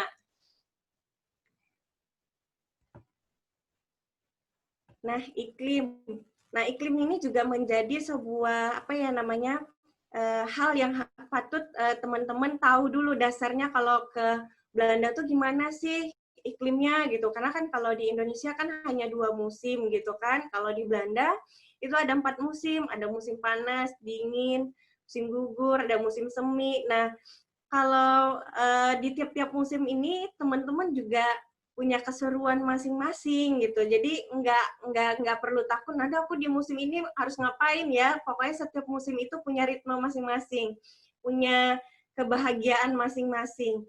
Nah, tantangan selanjutnya itu adalah di Belanda itu adalah angin dan curah hujan yang tinggi. Tapi walaupun angin dan curah hujan tinggi, teman-teman nggak usah heran kalau misalnya melihat orang-orang di Belanda itu sedang hujan itu olahraga, jogging di pinggir jalan, itu biasa gitu.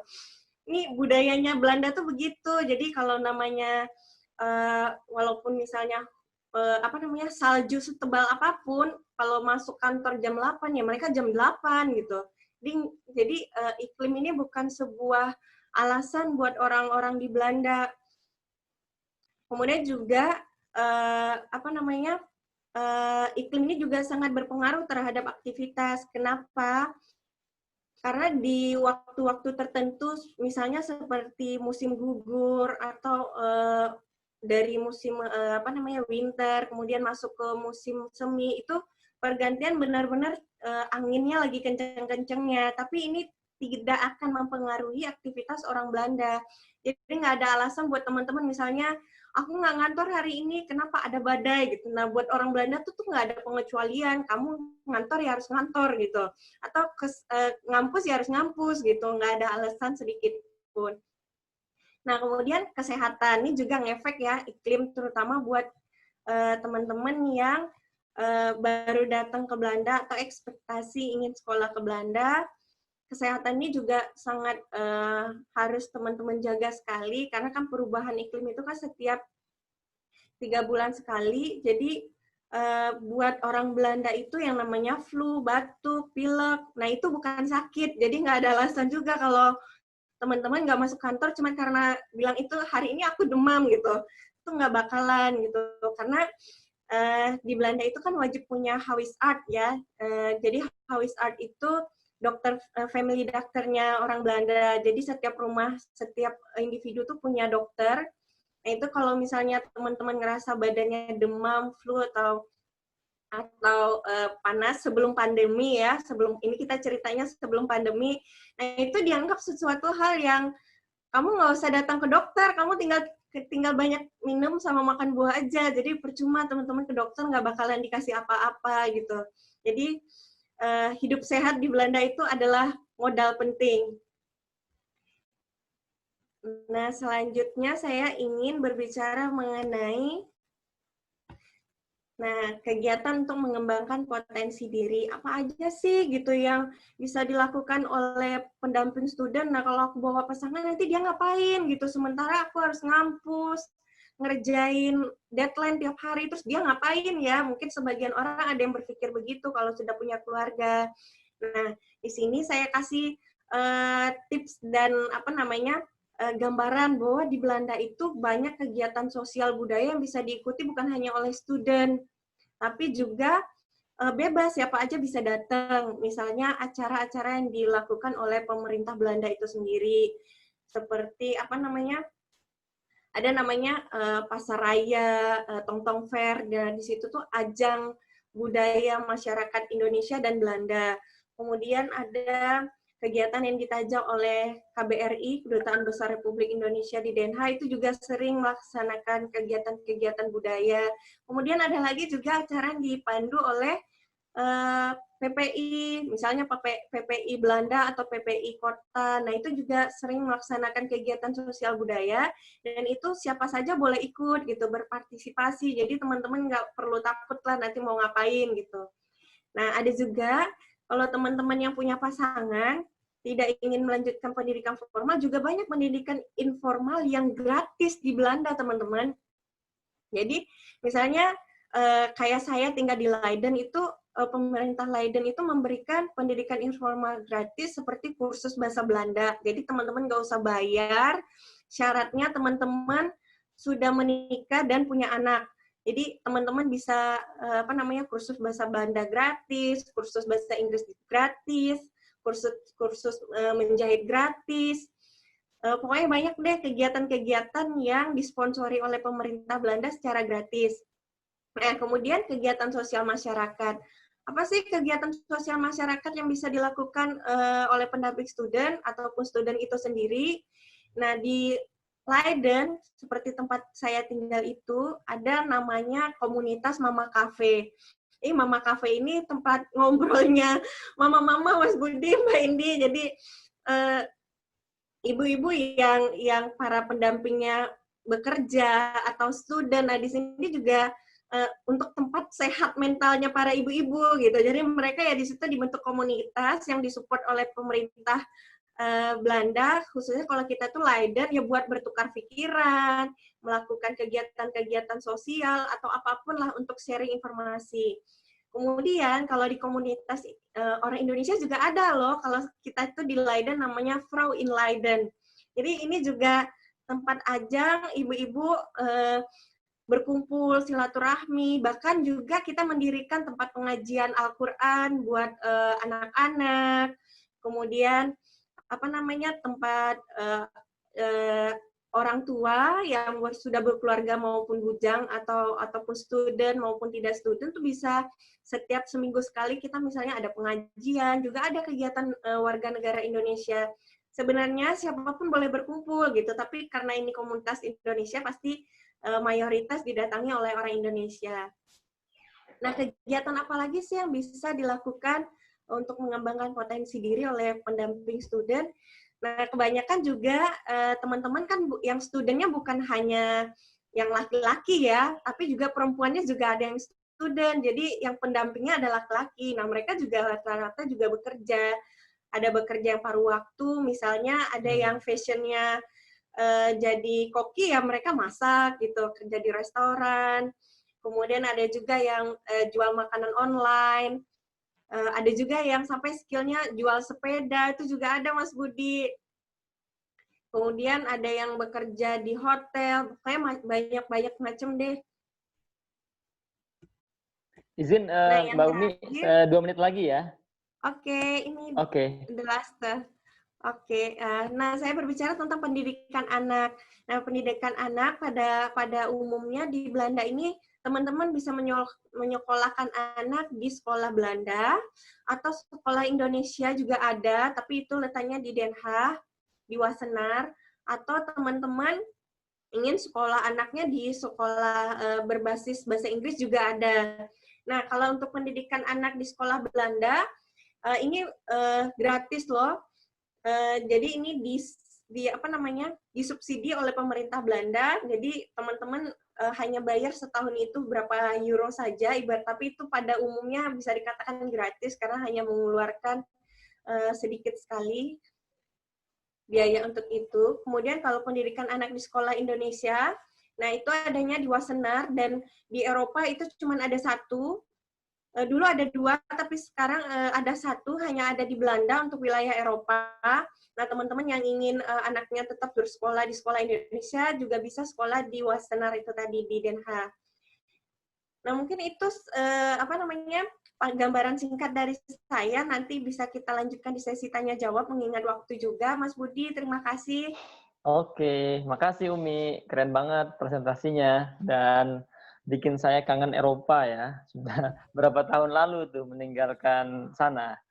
Terutama di Belanda, walaupun cuma sehari, tapi kesan bangunannya, kemudian sungai-sungainya itu sangat melekat di ingatan saya. Termasuk disiplin manusianya, itu emang udah terkenal di Eropa, terutama di Belanda dan Jerman. Kalau jam 11 berangkat, ya berangkat. 11 kumpul, biasanya setengah 11 mereka udah ada di situ tuh. Jam 11 baru mereka lengkap. Saya pernah di Indonesia, ketika baru balik ke luar negeri, jiwa disiplin saya itu masih kuat. Jadi kapan-kapan ngopi gitu kan, jam 4 sore misalnya. Sejam 4 kurang udah di situ. Ternyata hanya saya sendiri nyampe situ. Jam 5 baru pada datang. Jadi ada beberapa budaya yang perlu kita belajar dari Eropa ya. Oke, kita ada sesi pertanyaan dan sudah ada pertanyaan, beberapa pertanyaan ini masing-masing satu pertanyaan karena kita terikat dengan waktu.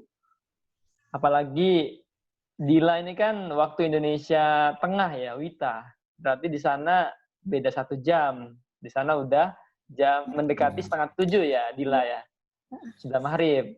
Bahkan pernah itu kapan hari saya dengan orang Papua 2 jam bedanya. Nah, saya udah seleksi 3 pertanyaan, 1 buat Ibu Indi, 1 buat Dila, dan 1 buat Mbak Umi. Nah, yang buat Bu Indi, pertanyaannya begini. Mohon informasi mengenai aspek finansial. Bagaimana tuition fee and living cost di Belanda dibandingkan dengan negara lain di Eropa atau Australia. Walaupun Bu Indi terkait dengan beasiswa, mungkin bisa juga memberikan informasi terkait tuition fee di kampus dan juga living cost 1 bulan itu kira-kira berapa yang habis. Kemudian saya bacakan dulu ya, biar nanti dijawab satu persatu. Kepada Kak Dila, bagaimana cara menentukan universitas dan major yang dipilih atau bagaimana cara menentukan jurusan dan kampus yang dipilih? Gitu. Dan yang terakhir untuk Umi, untuk biaya hidup, apakah pendamping juga ditanggung oleh pihak pemberi beasiswa? Nanti ini bisa dijawab oleh Bu Indi juga sama Umi. Dan 1 pertanyaan lagi buat Umi ya. Juga bisa disampaikan yang lain, tapi untuk Umi aja deh, biar bagi-bagi tugas. Aturan bekerja, tadi kan dijelaskan tuh tentang bekerja. Nah, kalau mahasiswa itu kan tidak boleh juga full time bekerja. Nah, berapa jam sih maksimal bekerja? Dan sekitar berapa tuh upahnya per jam atau per bulan gitu. Saya mungkin ke Bu Indi dulu, habis itu lanjut Umi, biar agak selang-seling, nanti terakhir Dila gitu ya. Silakan Ibu Indi. Ya, terima kasih. Tadi pertanyaannya tentang allowance ya? Tuition ya? Tuition fee dan living cost. Ya. Dua hal. Tuition fee secara umum, jadi gini, di Belanda itu ada 2 tuition fee. Tuition fee untuk orang Belanda dan EU, gitu, dan juga tuition fee untuk non-EU. Nah, kita pasti jatuhnya ke non-EU dong, ya kan, ke orang Indonesia. Nah, itu bedanya jauh banget. Jadi kalau memang untuk yang EU countries itu termasuk Belanda, itu bisa mungkin 1/5 kali ya, kalau bisa lebih kecil lagi dari itu gitu ya. Jadi misalkan katakan di kayak Leiden itu untuk master itu sekitar, memang varies ya, tapi sekitar 15.000 lah ya, 15.000 euro per tahun. Jadi bicara euro, 15.000 euro per tahun. Itu untuk internasional, untuk non-EU student ya. Jadi kalau orang Jerman belajar di Belanda, dia dapat tarifnya tetap rate EU gitu, karena orang Jerman paling international student paling banyak di Belanda itu orang Jerman sebenarnya. Setelah itu baru Cina. Nah, jadi memang tergantung dari majornya ya. Yang paling mahal itu pasti bisnis ya. Bisnis di mana paling mahal. Bukan engineering ya, bisnis.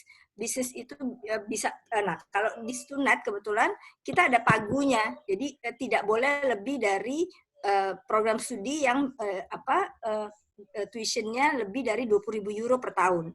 Nah, kalau misalkan kayak Erasmus atau Nairoda, Business University itu bisa 35.000 sampai 40.000 euro per tahun. Itu mahal sekali, mahal sekali. Nah, ya jadi itu perlu dicek juga untuk teman-teman yang mau belajar di sana. Tapi kalau saya bandingkan dengan negara-negara yang lain, terutama kalau saya bandingkan dengan Inggris, kemudian saya bandingkan dengan Australia, ya kita jauh lebih kompetitif dalam hal ini, cukup kompetitif lah ya.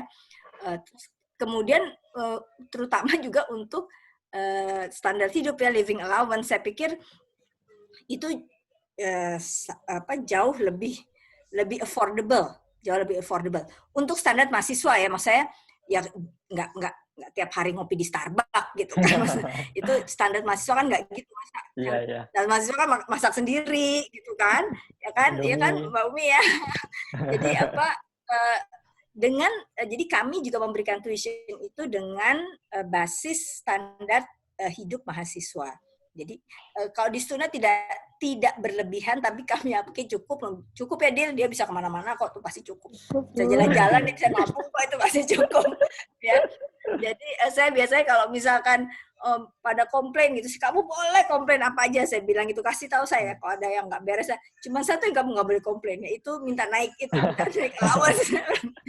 Karena bukan apa, bohong kalau kamu bilang nggak cukup. Orang saya lihat tiap hari di Facebook kamu hari ini di besok dipantau ada ya, di Facebook ya. besok ada di mana gitu kan.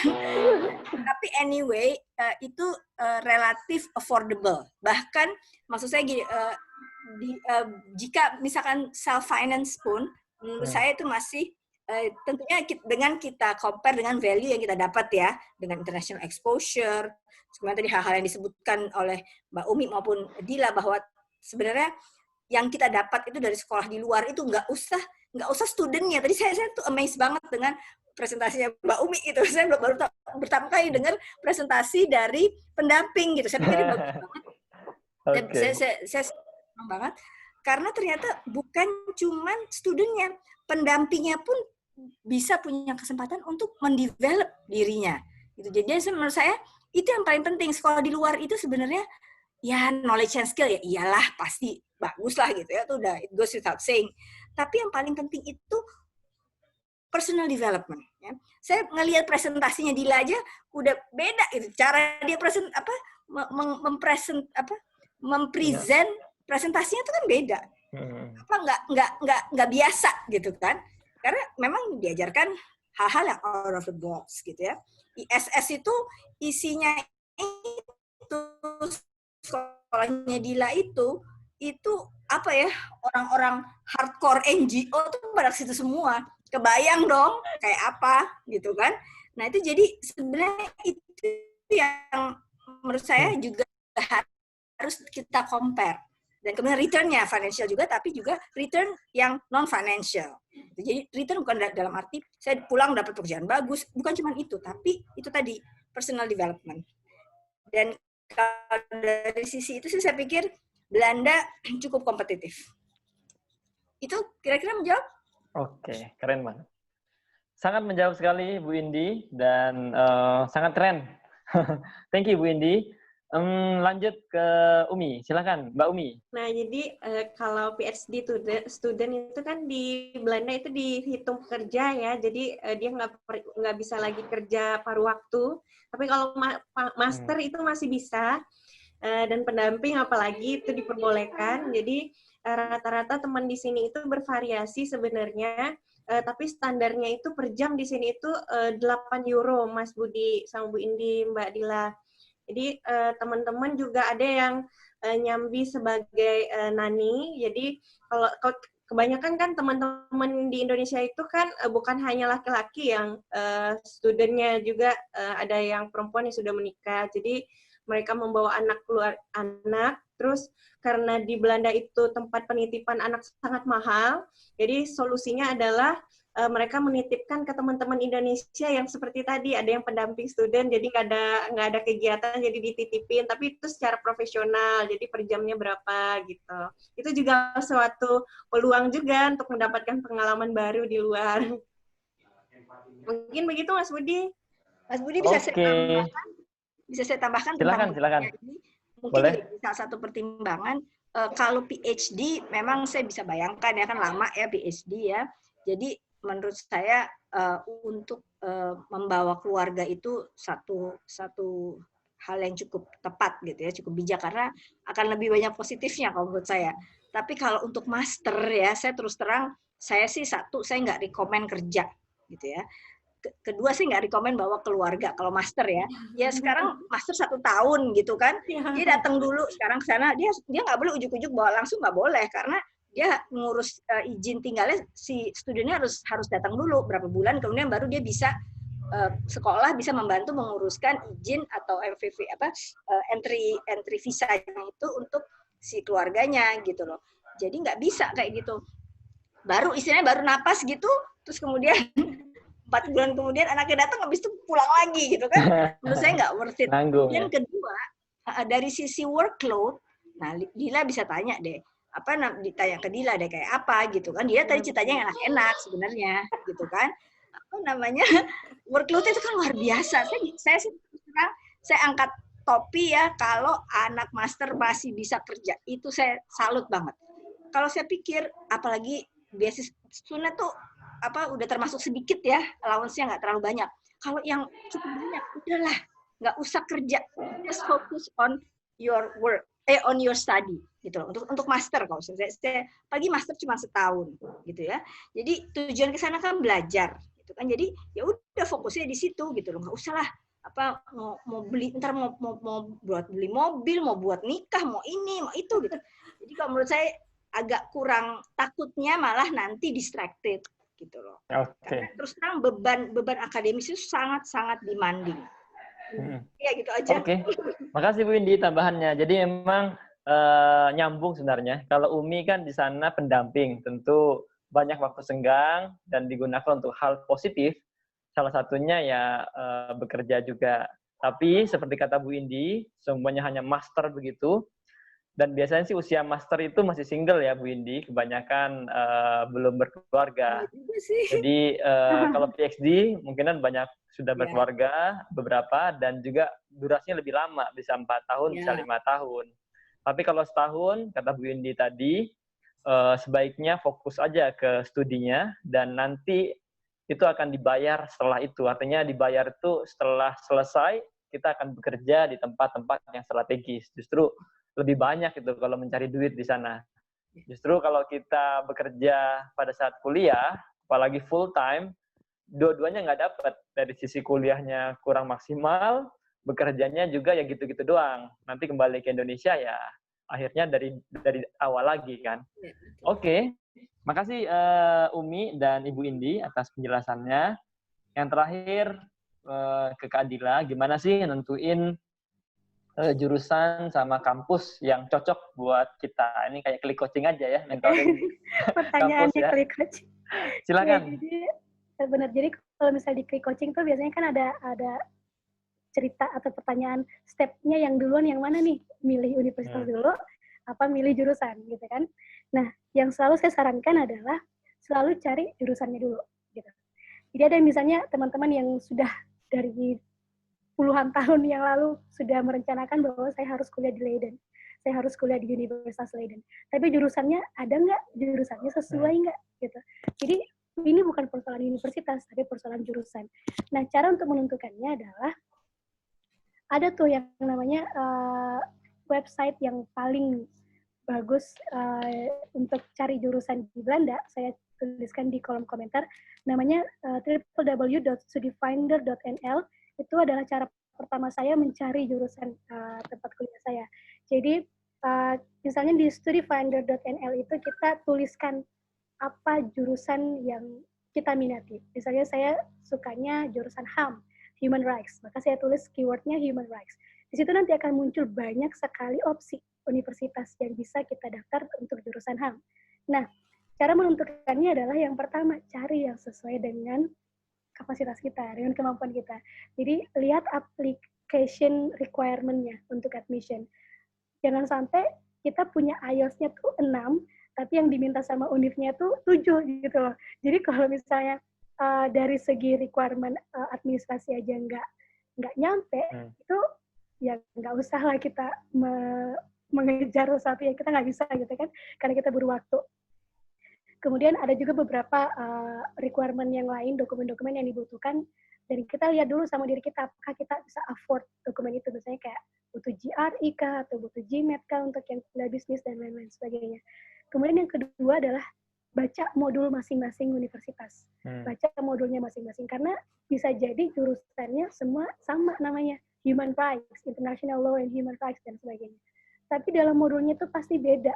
Apakah dia fokusnya ke sistemnya hukumnya kah, atau ke pembicaraan tentang isu HAM-nya kah di berbagai dunia, atau fokus ke NGO-nya, dan lain-lain sebagainya. Jadi, baca baik-baik modulnya, apakah di modul tersebut, dari segi kontennya, dari segi lama durasinya, dari segi mekanisme asesmennya, itu semua sesuai dengan kita atau enggak. Kemudian yang ketiga, yang terakhir adalah, coba lihat dari universitas itu apakah dia terbuka untuk banyak pilihan beasiswa, apakah dia terbuka untuk student, apakah dia terbuka untuk Orange Tulip Scholarship, atau dia terbuka untuk Orange Knowledge Program. Jadi kita bisa sesuaikan dari universitas dan jurusan itu kita mau ambil beasiswa yang mana. Kayaknya cuma 3 itu aja yang bisa saya sarankan kepada teman-teman yang masih bingung mau cari univ dulu apa mau cari jurusan dulu.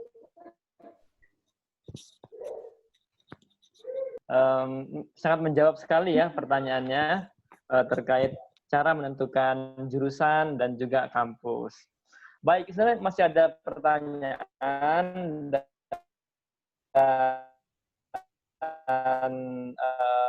apa ya?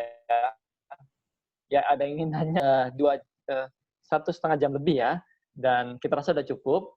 Nanti kita akan lanjut di pertemuan-pertemuan selanjutnya, karena kita ini setiap minggu mengadakan webinar pendidikan dengan pembicara-pembicara yang inspiratif tentunya, seperti hari ini. Cuman sebelum berakhir, saya akan minta closing statement satu persatu, kemudian nanti penutup. Dari Dila duluan, biar sekalian. Dila closing statement 1 menit maksimal, nanti lanjut. Quick coaching biasanya ada yang nanya gitu ya Kak, misalnya Kak Dila bagusnya kuliah di luar negeri apa dalam negeri, gitu. Itu pertanyaan yang paling sering saya dapatkan. Yang ingin saya sampaikan adalah kuliah dalam negeri ataupun luar negeri, dua-duanya sama bagusnya, tetapi ada nilai-nilai tertentu yang kalian bisa dapatkan hanya dengan kuliah di luar negeri.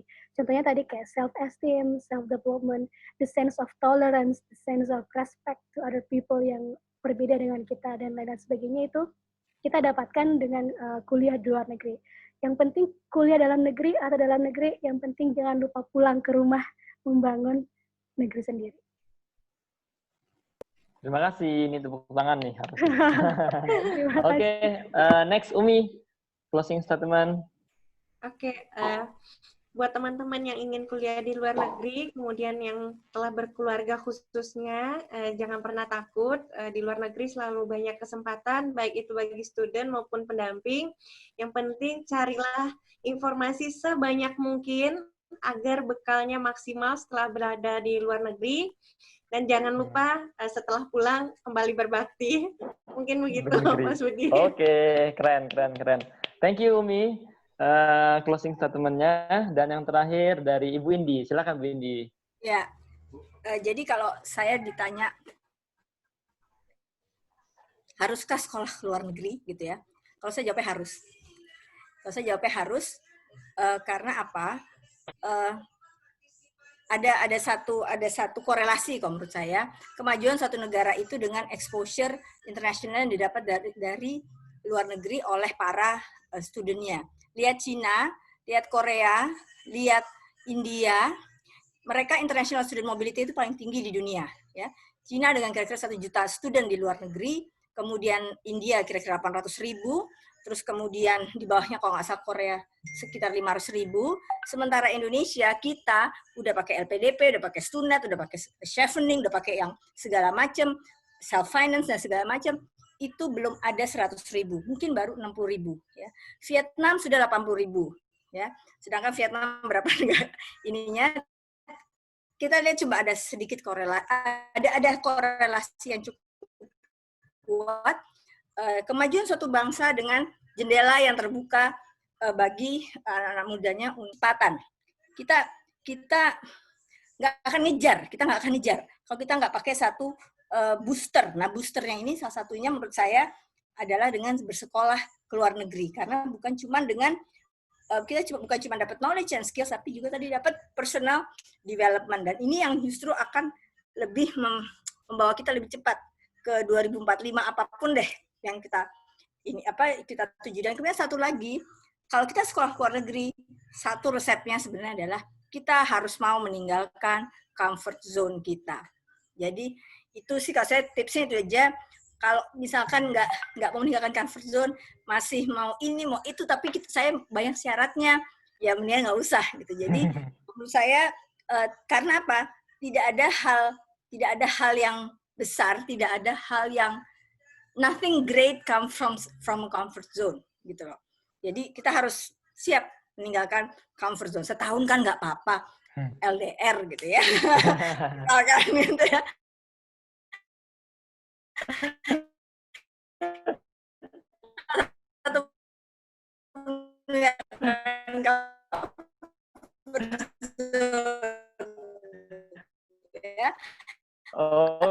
Oke, Bu Indi. Nggak makan apa? Keren banget, Bu Indi. Gitu kan ya. Oke. Makasih Bu Indi dan Mbak Umi dan Kak Dila.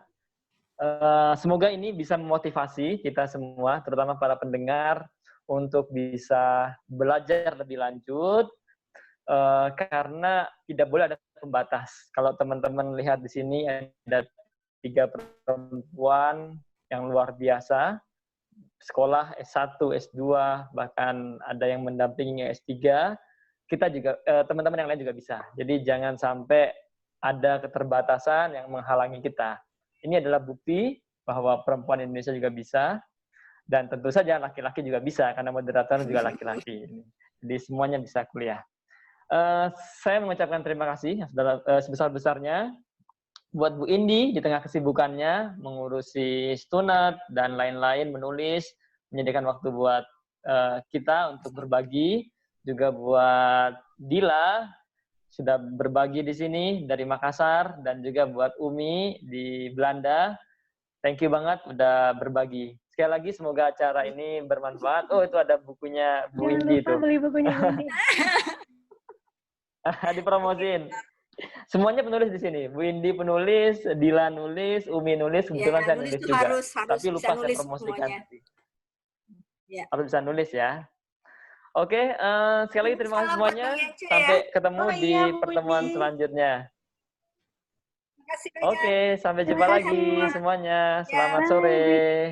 Assalamualaikum warahmatullahi wabarakatuh.